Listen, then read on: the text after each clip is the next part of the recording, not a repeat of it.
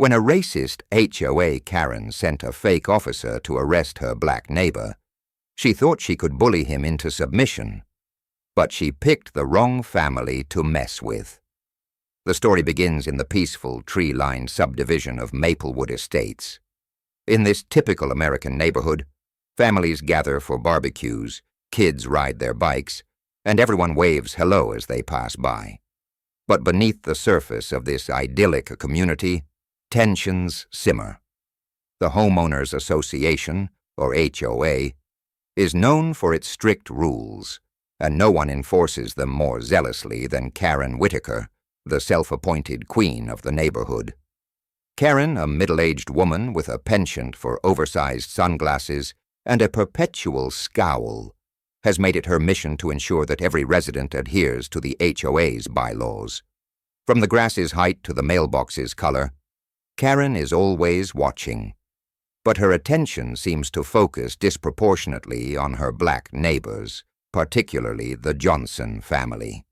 The Johnsons, Marcus, a software engineer, his wife, Lisa, a school teacher, and their 2 children, moved into Maplewood Estates 6 months ago. They were excited to settle into their new home, but it didn't take long for them to notice Karen's unwelcoming behavior. At first it was subtle. A cold stare here, a passive-aggressive comment there. But soon Karen's actions became more overt. One day Karen accused Marcus of parking his car incorrectly, claiming it was an eyesore for the neighborhood. Another time she reported the Johnsons for having a loud party when they were simply hosting a small family gathering. The Johnsons tried to brush it off, but it was clear that Karen had it out for them. One Saturday afternoon, as Marcus was mowing the lawn, a black SUV with tinted windows pulled up to his driveway. A man in a uniform stepped out, wearing a badge and a stern expression. He introduced himself as Officer Greg Harris and claimed he was with the Neighborhood Compliance Unit. "Mr. Johnson," the man said, "I've received multiple complaints about your property. You're in violation of several HOA regulations, and I'm here to place you under arrest." Marcus was stunned. "Arrest me? For what? Mowing my lawn?" The man insisted that Marcus come with him, but something felt off. The uniform didn't look quite right, and the badge seemed like something you'd buy at a costume store. Marcus, who had a keen eye for detail, noticed that the man's badge had a misspelled word and lacked an official seal. The tension in the air was palpable as Marcus Johnson stood face to face with the man claiming to be Officer Greg Harris. The fake officer's demeanor was stern, but Marcus, a sharp and observant individual, quickly noticed inconsistencies in the man's appearance and behavior. The uniform looked cheap, the badge was poorly made, and the man's body language screamed insecurity. Marcus, who had spent years working in a detail-oriented field, trusted his instincts. "Let me see your credentials," Marcus demanded, his voice steady but firm. The man hesitated, his eyes darting around as if searching for an escape route. He fumbled through his pockets, pulling out a laminated card that looked like it had been printed at home. Marcus squinted at it, noticing the misspelled words and the lack of an official seal. "This doesn't look real," Marcus said, holding up his phone to record the interaction. "Who sent you here? And what gives you the right to come onto my property and threaten me?" The fake officer shifted uncomfortably, clearly unprepared for Marcus's pushback. "I'm here because you're in violation of HOA regulations," the man stammered, his voice losing its earlier authority. "You need to come with me." Marcus wasn't having it. "Violation of what? Mowing my lawn? Having a family? You're not a real officer and you have no right to be here." The man's facade began to crumble. Under Marcus's relentless questioning, he finally cracked. "Look, I was just doing my job," he admitted, his tone defensive. Karen Whitaker said you were causing trouble in the neighborhood. She hired me to handle it." Marcus's eyes widened in disbelief. "Karen sent you? To arrest me? Are you serious?" The man nodded, looking both embarrassed and nervous. Marcus immediately called the real police, explaining the situation in a calm but urgent tone. Within minutes, sirens could be heard in the distance. When the real officers arrived, they quickly assessed the situation. The fake officer was exposed as a private security guard with no legal authority to make arrests. He had been hired by Karen to intimidate Marcus into compliance, but the plan had backfired spectacularly. The real police officers took statements from Marcus and his family, as well as from the fake officer, who was now facing charges of impersonating a law enforcement officer. Marcus handed over the video evidence he had recorded, which clearly showed the man admitting to being sent by Karen. As the fake officer was taken away in handcuffs, Marcus felt a mix of relief and anger.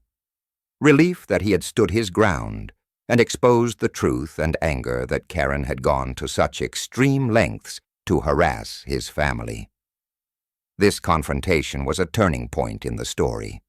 It revealed the depths of Karen's prejudice and her willingness to abuse her power within the HOA.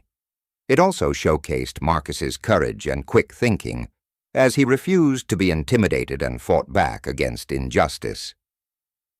The confrontation didn't just expose Karen's scheme. It also set the stage for the fallout that would follow, as the community rallied around the Johnsons and demanded accountability from the HOA. It was a moment of truth that would change Maplewood Estates forever. The fallout from the confrontation between Marcus Johnson and the fake officer sent shockwaves through Maplewood Estates.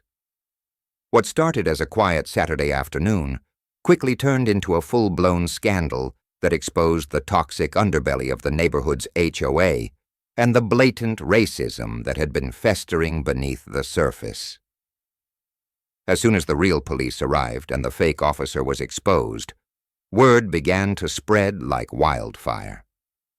Neighbors who had been outside during the incident quickly shared what they had seen on social media and community forums. By the evening, the story had made its way to local news outlets, who were eager to cover the shocking tale of a racist HOA member sending a fake officer to intimidate a black family. The Johnsons, meanwhile, were inundated with support. Neighbors who had previously stayed silent began reaching out, offering apologies and expressing their outrage. Many admitted they had noticed Karen's discriminatory behavior, but had been too afraid or indifferent to speak up. Now they were ready to take a stand. The HOA board held an emergency meeting to address the situation. Karen Whitaker, who had once wielded her power with impunity, was now the subject of intense scrutiny. During the meeting, Marcus and Lisa Johnson shared their experiences, detailing the harassment they had endured since moving into the neighborhood. They presented the video evidence of the fake officer's admission, leaving no room for doubt about Karen's involvement. The board, realizing the severity of the situation, voted unanimously to remove Karen from her position. They also issued a formal apology to the Johnsons and promised to implement new policies to prevent such abuses of power in the future. Karen, humiliated and facing legal consequences, resigned from the HOA altogether and quietly put her house up for sale. The fake officer, whose real name was revealed to be Greg Thompson, was charged with impersonating a law enforcement officer, a serious crime that carried hefty fines and potential jail time. Karen, too, faced legal repercussions for her role in the scheme. She was charged with conspiracy and harassment, and the Johnsons filed a civil lawsuit against her for emotional distress and discrimination. But the fallout wasn't just about punishment. It was also about healing and change. The incident sparked a broader conversation about racism and discrimination within the community. The HOA established a diversity and inclusion committee, with Marcos and Lisa Johnson taking on leadership roles. They worked to create a more welcoming and equitable environment for all residents, ensuring that no family would ever have to endure what they had gone through. The media coverage brought national attention to the story, turning the Johnsons into symbols of resilience and justice. They were invited to speak at community events and even appeared on a popular daytime talk show to share their experience. Their courage inspired others to stand up against racism in their own communities, and their story became a rallying cry for change. By the time the dust settled, Maplewood Estates was a very different place. The neighborhood, once divided by fear and silence, had come together to support the Johnsons and demand accountability. Karen's departure marked the end of an era of toxicity, and the community began to rebuild with a renewed sense of unity and purpose. For the Johnsons, the fallout was both exhausting and empowering. They had faced unimaginable prejudice, but they had also found strength in their fight for justice. Their story was a reminder that even in the face of hatred and intimidation, courage and truth could prevail. The fallout wasn't just the end of Karen's reign. It was the beginning of a new chapter for Maplewood Estates, one defined by inclusivity, accountability, and the power of standing up for what's right. The scandal that rocked Maplewood Estates didn't just end with Karen Whitaker's resignation and the fake officer's arrest. It marked the start of a transformative chapter for the neighborhood. The Johnsons, once targets of discrimination, became catalysts for change, inspiring their community to confront its flaws and rebuild on a foundation of fairness and inclusivity. In the weeks following the incident, the HOA board took decisive action to address the systemic issues that had allowed Karen's behavior to go unchecked for so long. They introduced sweeping reforms, including mandatory diversity training for all board members and the creation of a diversity and inclusion committee. Marcus and Lisa Johnson were invited to lead this committee, and they eagerly accepted, determined to turn their painful experience into an opportunity for growth. The committee's first order of business was to host a community town hall where residents could voice their concerns and share ideas for making Maplewood Estates a more welcoming place. The turnout was overwhelming, with neighbors of all backgrounds coming together to support the Johnsons and commit to building a better future. During the town hall, Marcos stood before the crowd and shared his family's story. He spoke about the fear and frustration they had felt, but also emphasized the importance of unity and resilience. "This isn't just about us," he said. "It's about making sure no one else in this neighborhood ever has to go through what we did. Together, we can create a community where everyone feels safe and valued." The town hall was a turning point. Neighbors who had previously been strangers began to connect, forming bonds that transcended race, age, and background. The Johnsons' courage inspired others to speak out about their own experiences with discrimination, sparking a wave of empathy and understanding. The HOA also implemented new policies to ensure transparency and accountability.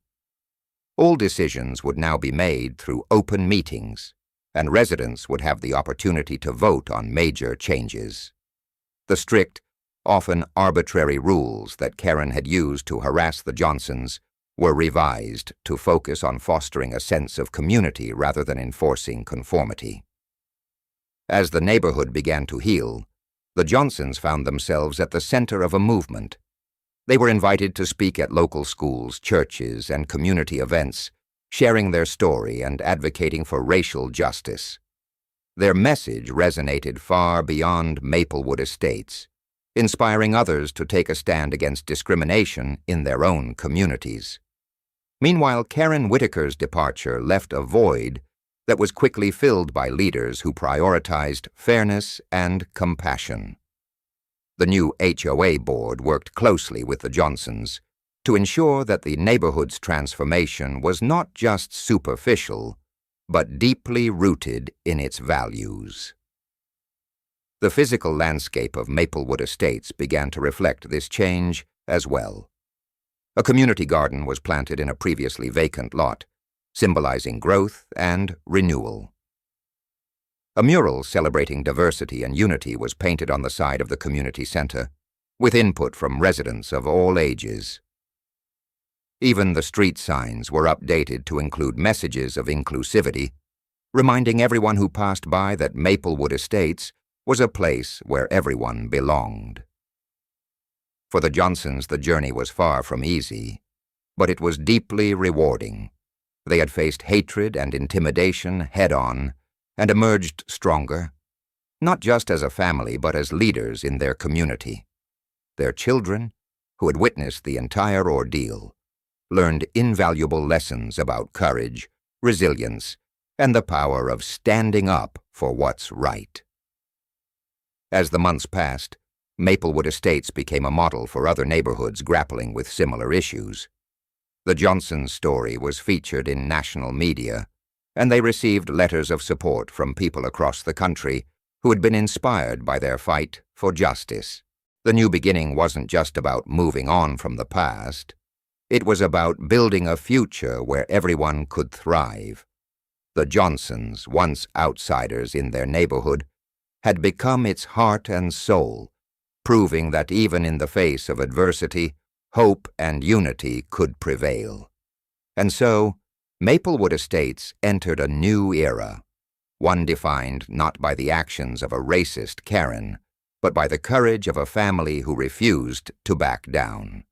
It was a testament to the power of community, the importance of standing up for what's right, and the belief that change is always possible, no matter how dark the past may seem.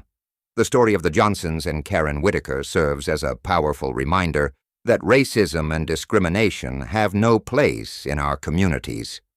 It also highlights the importance of standing up for what's right, even when faced with intimidation and false authority. In the end, the truth prevailed, and Maplewood Estates became a stronger, more united neighborhood because of it.